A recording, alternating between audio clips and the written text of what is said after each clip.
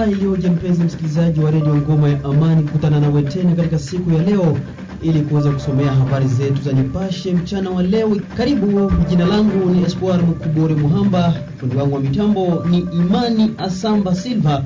Kwanza ni muktasari wa habari. Msemaji wa Jemadari Milenge Zelambuma ametupilia mbali tuhuma zinazo wakabili, huku zikisema kwamba Jemadari Zelambuma ameungana na majeshi ya waasi milimani mirefu mwa tarafa la Mwenga. Tutakuwa huko Uvira pia, ambako wanaharakati wa kutafuta amani pamoja na malida wa mji huo wanalaani vikali vitendo vya kuweza kuwachonganisha wazalendo wa tarafa la Uvira, Fizi na Mwenga ambalo linafanywa na watu wabaya. Tutajielekeza pia huko Kinshasa au habari za kitaifa msikilizaji, ambako Marekani inasema haitotoa visa kwa viongozi wa Rwanda kufuatia kukiuka makubaliano ya kusitisha mapigano mashariki mwa Jamhuri ya Kidemokrasia ya Kongo. Kuna haya na mengine mengi msikilizaji. Tutakuwa pia na habari za michezo. Ni kualike kuambatana nasi mwanzo hadi tamati. Karibu.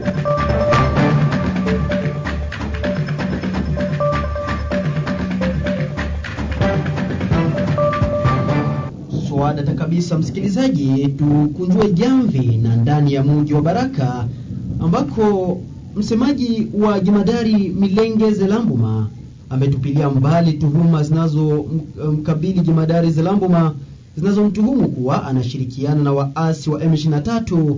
Akiwa ziarani ndani ya mji wa Baraka, Bwana Santos amesema tuhuma hizo ni za uongo, na kwa sasa Jemadari Zelambuma anaendelea kupambana na adui kwenye uwanja wa vita, huku akiomba wakongomani wote kuwa na moyo wa ushirikiano na sio kufuatilia habari zinazozagaa mitandaoni ambazo si za kweli wowote. Bwana Santos alizungumza nasi na kueleza yafuatayo. Kwa majina, mimi najulikana Mpendwa bya Mungu Maurice Santos. Mimi ni msemaji wa ndugu mheshimiwa General Milenge Ishibonane Zelambuma Safari, ambaye anapatikana kwenye akse ya Itombwe.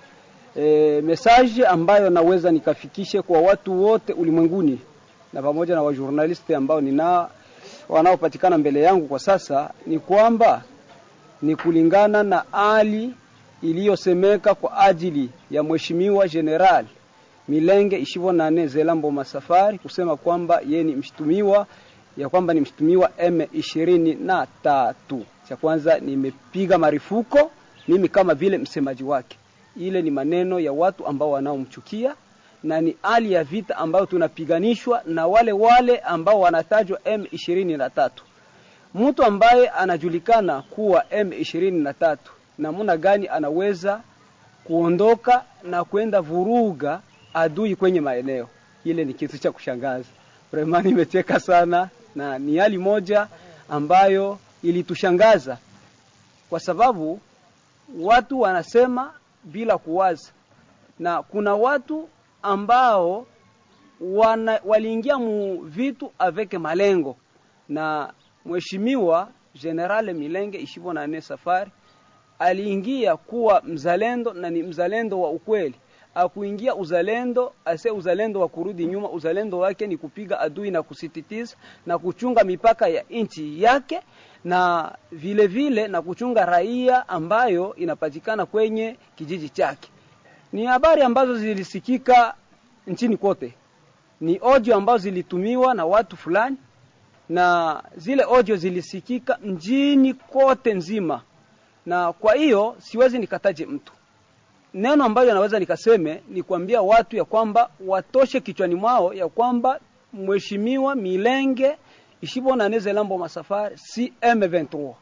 Ile nasititiza nasema mbele ya Mungu, si M23. Na yule ambaye atasikika naendelea kutaja lile jina atasagwa kwenye eneo na atakosa fasi ya kuenda. Tulipata ordre kutoka kwa wakuu viongozi wa niveau gouvernemental kusema ya kwamba generale wetu arudie muakse yake pale Itombwe, pamoja na kiongozi wetu coordinateur General William yeye mwenyewe kasema ya kwamba arudie kwenye eneo, aende akafate adui kulingana na muungano uliofanyika kwenye eneo ya Kipupu. Mzee aliamua kwenda kwenye eneo na kupanga operation, akavuruga muungano pa Kipupu na akaendelea kwenye eneo ya kijiji cha Lwemba Filo 14 na akapita, na kwa sasa hivi ako kwenye mjini wa Mikenge. Asante sana msikilizaji, tusalie ndani ya mji wa Baraka. Kwa sasa hali ya kiusalama imeendelea kuimarika ndani ya mji wa Baraka baada ya mji wa Uvira kutekwa na waasi wa M23 na hivyo kufanya mji wa Baraka kuambukizwa na janga hilo. Lakini kwa sasa mapigano ambayo yaliweza kusitishwa kwenye mji wa Uvira kufuatia onyo la Marekani pamoja na nguvu za wazalendo, kwa sasa mji wa Baraka unaendelea kuwa shwari.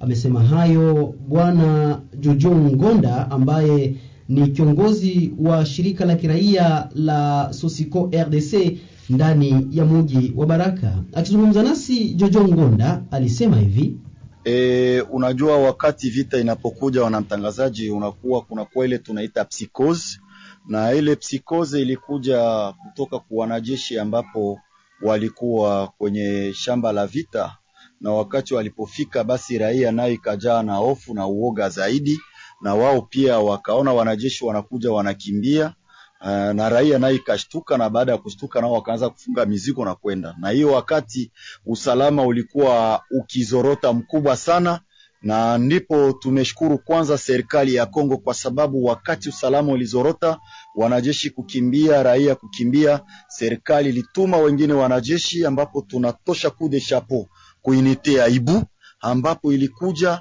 na ikakuya kumaintenir na kuingia pamoja na wazalendo, ambapo tunawashukuru kwa sababu walikaa kideti na kusema kwamba nchi ni yetu pamoja na serikali ya Kongo, hatuna ingine udongo. Na hapo ndipo wakati walikuja na kuanza kuavancer na ukaona matunda. Pia tusisahau kwamba president wa republique alifanya ile tunaita diplomatie nyiko totalement plus forte jusqu'à ce que Rwanda na balie wake, ambapo ni watu ambapo walipata mafunzo ya kuua wakongomani, notama bwana Corneille Nangaa wa Sultani Makenga na Paul Kagame, wakati walipata pression kutoka kwa Etats-Unis d'Amerique baada ile akoro ya paix yenye ilifanyika pale, walijiretire katika jiji la Uvira na zingine eneo wakaenda wanatoka. Na wakati walitoka na wakutoka kwamba kwa mfano Uvira wakutoka kwamba ni juu lako ni pression kuona nguvu ya jeshi gisi ilikuja hii aibu, na wakaanza kuondoka, wakazingisha kwamba wanatoka kwa hiari yao, wakutoka kwa hiari ni frap. Kwa hiyo a partir ya ile wanamtangazaji, ndio wakati Uvira tena jeshi letu lilipoingia na wazalendo na serikali kuanza kuenda polepole anatia wanajeshi nafasi, hali iliende na tulia katika tarafa la Fizi na upekee katika jiji la Baraka, kwa sababu hali ilikuwepo Baraka na Fizi. Tarafa la Fizi ni hali ambapo nayo ilikuwa affecte province ya Tanganyika, hususan katika mji wetu mkuu wa Kalemi. Kwa hiyo ni hiyo ambapo tunaonyesha kwamba hali ya usalama sasa hivi inaenda na jameliore, kuona kwamba serikali iko naenda inafanya kazi zake zote ili usalama urudie, na huko naenda ukiangalia mbele ilikuwa kila mara masasi, lakini wakati tukazogelea viongozi na unaona hali iko naenda inabadilika, na kuko na kuwa kameme watu kuliko tena kuanza kazi na saa 12 kumaliza kazi na saa 12. Leo watu wanaanza fikisha saa 2, saa 3, saa 4 ya usiku. Kwa hiyo inaanza kuonyesha kwamba kuna kuwa moja hali ya kwenda na geuka ya watu kupata usalama katika jiji la Baraka na tarafa la Fizi. Ni sauti yake Jojo Ngonda akiwa ni kiongozi wa shirika la raia la Sosiko RDC ambalo ni shirika la uzalendo wa Kongomani ndani ya mji wa Baraka. Ikiwa ndo kwanza unajiunga nasi msikilizaji, unasikiliza habari za Nipashe kutoka idhaa ya Kiswahili ya Radio Ngoma ya Amani. Unatupata vyema kabisa ndani ya mji wa Baraka kwenye masafa ya 88.8 FM. Pale Lusenda unatupata vyema kwenye masafa ya 88.0 FM. Misisi Kimbi Lulenge unatupata vyema kwenye 90.0 FM. Lakini pia huko Minembwe ni 101.0 FM. Kwenye mitandao ya kijamii kama vile Facebook, YouTube na Twitter, lakini pia zingine, andika tu Radio Ngoma ya Amani, utatusikiliza vyema kabisa. Internet andika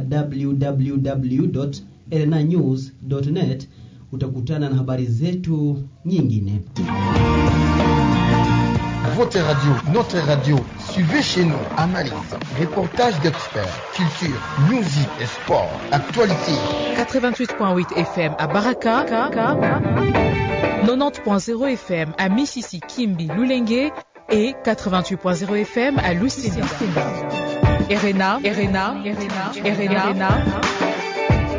RNA, le tam-tam de la paix au cœur de la communauté. Haya, na sasa tufungue jamvi na habari za mikoani na zile za tarafa jirani, tukijielekeza moja kwa moja ndani ya mji wa Uvira ambako wanaharakati wa kutafuta amani na malida wa mji wa Uvira walaani vikali hali ya uchonganishi kati ya wazalendo unaoendeshwa na watu wenye nia mbaya wanaotaka kugombanisha wazalendo. Andre Bia Dunia Mashaka ni mmoja kati ya malida hao kutoka Uvira, aliongea nasi na kusema yafuatayo. Ifo niseme kitu moja hapa, batu wanapaswa kuwa serieux. Tuko kwenye hali ya vita, tuko menase, agression rwandaise inatusumbua, haiko moment ya kujiakize mutuellement. Je suis contre, niko très contre na batu wenye wanatafuta kugabula bazalendo. Bazalendo bako ku front, kazi yetu sisi inapaswa kuwa ni kuwaombea Mungu wafuniki. Lakini haiko mambo ya kusema au ya kutumba aliua kama basoda ya kutumba waliua mzalendo fulani, mzalendo fulani waliua basoda ya kutumba. Ile vitu hatutaki hayo. Habari ya kusema kwamba fieka adui alikufa eki alitombe mu piège ya basoda ya kutumba, c'est faux. Connaissant ya kutumba, connaissant les seigneurs de guerre bakwetu wenye biko ku niveau ya Uvira na Fizi, ils n'ont qu'un seul objectif. Objectif yao ni kupigana na adui mwenye amekia kuagresser nchi ya kwetu. Hiyo ingine ya kusema huyu aliua ule ni uongo mtupu. Fieka adui kwanza yuko mzima sasa hivi, hakuna fasi kwenye anazungumza kwamba alipigana na basoda ya kutumba. Nil par. Bote wako na objectif moja ku front. Iwe Uvira, iwe Fizi, iwe kumilima, kumkotea Itombwe, bote objectif ni moja, adui akimbie, adui atuatie nchi ya kwetu. Hiyo habari ya kusema kama ya kutumba ndo alipiga nani fieka adui, antukani pepo ile, ni shetani ule mtu mwanaleta ile habari na tukamjua atapata shida. Sai peuple congolais, batoto ya Fizi, batoto ya Uvira, tupige ndio magoti, tupigie batoto wetu Mungu huruma, atusikilie huruma batoto yetu, nguvu yao iendelee. Bila ya madivision, mtu anataka kuleta madivision kuba zalendo ya kwetu, yafaa kabisa ajue kwamba siku tutamjua atapata shida. Lakini na informer watu kwamba hakuna problem, wanajikomporter très bien, bako très bien bote. Bwana Fieka adui alishasema kwamba haya kuwaka na probleme na mzee ya kutumba. Mzee ya kutumba hawezi kuwa na probleme na jeune generation. Yende waposha kubachia heritage ambao watafuatilia kisha anze kuwapiga. Uongo mtupu kabisa. Asante sana msikilizaji, hatimaye tujielekeze huko Kinshasa ambako Umoja wa Mataifa yateua Marekani James Swan kuongoza MONUSCO nchini Jamhuri ya Kidemokrasia ya Kongo na kuchukua nafasi ya Bi Bintu Keita. Ili kujua nini kinajiri, tunajiunga moja kwa moja na mwana ripota wetu Joyce Lajua. Katibu mkuu wa Umoja wa Mataifa Antonio Guterres amemteua mkuu mpya kwa ajili ya tume yake ya kuleta utulivu Jamhuri ya Kidemokrasia ya Kongo ama MONUSCO.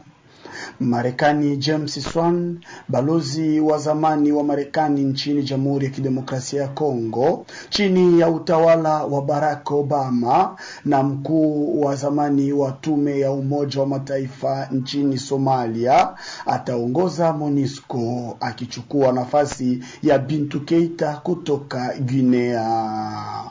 Akiteuliwa kuongoza MONUSCO na katibu mkuu wa Umoja wa Mataifa Antonio Guterres siku ya Alhamisi tariki 5 Machi mwaka utunao, James Swan anafahamu vyema nchi ya Afrika zinazokubaliwa na mabadiliko magumu ya kisiasa na kiusalama. Misheni ya kikuu itakuwa kuiongoza MONUSCO katika kuisaidia kutekeleza usitishaji mapigano kati ya vikosi vya jeshi la Kinshasa na waasi wa AFC M23 wanaoungwa mkono na nchi ya Rwanda mashariki mwa DRC.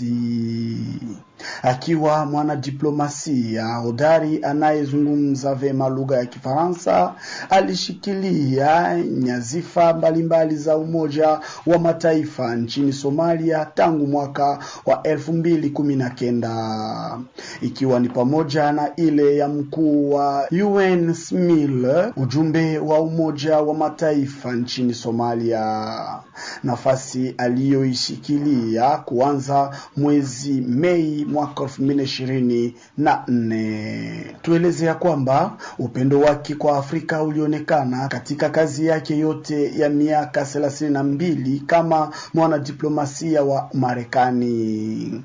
Naibu waziri wa mambo ya nje wa masuala ya Afrika kuanzia mwaka 2006 hadi mwaka 2008, kisha akahudumu chini ya utawala wa Barack Obama mfululizo kama balozi wa Djibouti mwaka 2008 hadi mwaka 2011, nchini DRC mwaka 2013 hadi mwaka 2016, na kisha kama mwakilishi maalum wa Somalia mwaka 2011 hadi mwaka 2013. Ingawa yeye ni mwanadiplomasia wa Umoja wa Mataifa, chaguo la Marekani kuongoza MONUSCO linavutia kutokana na ushiriki wa utawala wa Trump mashariki mwa DRC na kusainiwa kwa makubaliano ya amani mwezi Disemba mwaka uliopita. Rais wa Marekani aliweza hata kuwapokea kwa shauku wenzake wa Kongo na Rwanda katika ikulu ya White House. Pia hajawahi kuficha nia yake katika amana za coltan, dhahabu, tungsten na madini azimu huko Kivu Kaskazini na Kivu Kusini. Hata hivyo, tangu wakati huo Paul Kagame amejisababishia matatizo kutoka Donald Trump kwa kukiuka makubaliano ya kusitisha mapigano. Na siku ya Jumatatu tariki 2 Machi, Washington ililichukulia vikwazo jeshi la Rwanda RDF na maafisa wake 4 wa ngazi za juu. Joyce Lajoie, Radio Ngoma ya Amani. Wakati hayo yakijiri, msikilizaji wa Radio Ngoma ya Amani, Marekani yasema haitotoa visa kwa viongozi wa Rwanda kufuatia kukiuka makubaliano ya kusitisha mapigano mashariki mwa Jamhuri ya Kidemokrasia ya Kongo. Siku chache baada ya kutangaza kuliwekea vikwazo jeshi la Rwanda pamoja na maafisa wake wa juu wa kijeshi, waziri wa mambo ya nje wa Marekani Marco Rubio amesema nchi yake haitatoa visa za kuingia nchini humo kwa maafisa wa Kigali kutokana na kuhusika kwao kwenye mzozo wa DRC.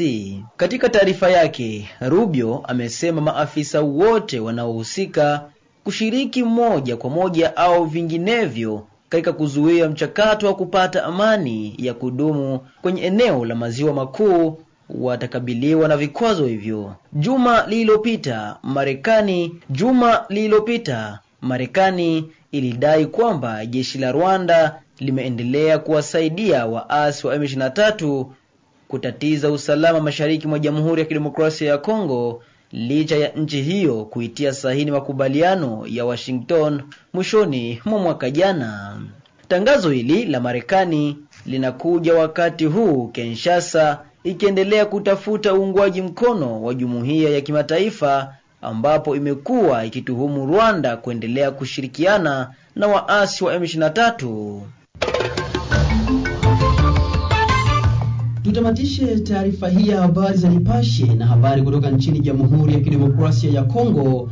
Serikali ya nchi ya DRC yaomba dola bilioni 1.4 mwaka 2026 ili kupambana na hali ya binadamu. Mwenzangu Joyce Lajoie anatukamilishia habari zetu hizi. Serikali ya Jamhuri ya Kidemokrasia ya Kongo imezindua rasmi ombi la dola bilioni 1 kwa washirika wake wa kimataifa siku ya Jumatano tarehe 4 Machi huko Kinshasa. Uhifadhili huu unalenga kushughulikia mgogoro wa kibinadamu unaoendelea nchini, huku pia ikijiandaa kwa ajili ya kurejea kwa hiari kwa maelfu ya wakimbizi wa Kongo waishio Burundi kwa sasa. Waziri wa masuala ya kijamii na hatua za kibinadamu aliwasilisha mpango huu wa kukabiliana na hali hiyo kwa mwaka 2026. Lengo ni kuhamasisha rasilimali nyingi ili kuhakikisha msaada wa kuokoa maisha kwa mamilioni ya watu walio katika mazingira magumu kote nchini. Kulingana na serikali, fedha hizi zitatengwa kimsingi kwa sekta 4 muhimu: msaada wa chakula kwa watu wakimbizi wa ndani, upatikanaji wa huduma za afya katika maeneo ya migogoro, elimu ya dharura kwa watoto waliotoroka makazi yao, ulinzi wa raia kutokana na vurugu. Ombi hili linakuja wakati ambapo, kama gazeti la Le Potentiel lilivyosema siku ya Alhamisi tariki 5 Machi, umakini wa vyombo vya habari vya kimataifa umeelekezwa kwenye migogoro mingine kama vile Mashariki ya Kati na kuiacha DRC ikikabiliwa na vita isiyoonekana na hatari ya mgogoro wa kibinadamu. Uvumbuzi mkubwa katika mpango huu wa kukabiliana na hali wa mwaka 2026 unahusu sehemu ya kuwarudisha makwao wakimbizi walio nje ya nchi, hususan nchi ya Burundi. Kulingana na waziri Eve Bazaiba, hali iliyoboreshwa ya usalama katika baadhi ya maeneo hasa Uvira jimboni Kivu Kusini sasa inafungua njia ya kurejea kwa hiari kwa wakimbizi. Kwa sasa ni takribani wakongomani 1215 bado wanaishi katika vituo 7 vya mapokezi nchini Burundi. Ili kuandaa harakati hii, mkutano wa pande 3 umepangwa hivi karibuni: serikali ya Jamhuri ya Kidemokrasia ya Kongo, serikali ya Burundi na shirika la Umoja wa Mataifa linalohudumia wakimbizi UNHCR. Changamoto ya mkutano huu wa pande 3 itakuwa kuhakikisha kurejea salama na kwa utaratibu. Sio tu kuhusu kusafirisha wakimbizi, bali pia kuhusu kuhakikisha kwamba maeneo ya wanaorejea yana miundombinu ya msingi ili kuwapokea kwa heshima. Uhamasishaji huu wa kifedha ni muhimu wakati ambapo rais wa jamhuri anadai matokeo ya haraka kutoka kwa serikali yake ili kurejesha mamlaka ya serikali na kupunguza mateso ya raia. Linaripoti gazeti la kila wiki la Congo Nouveau katika toleo lake la siku ya Alhamisi. Joyce Lajoie, Radio Ngoma ya Amani.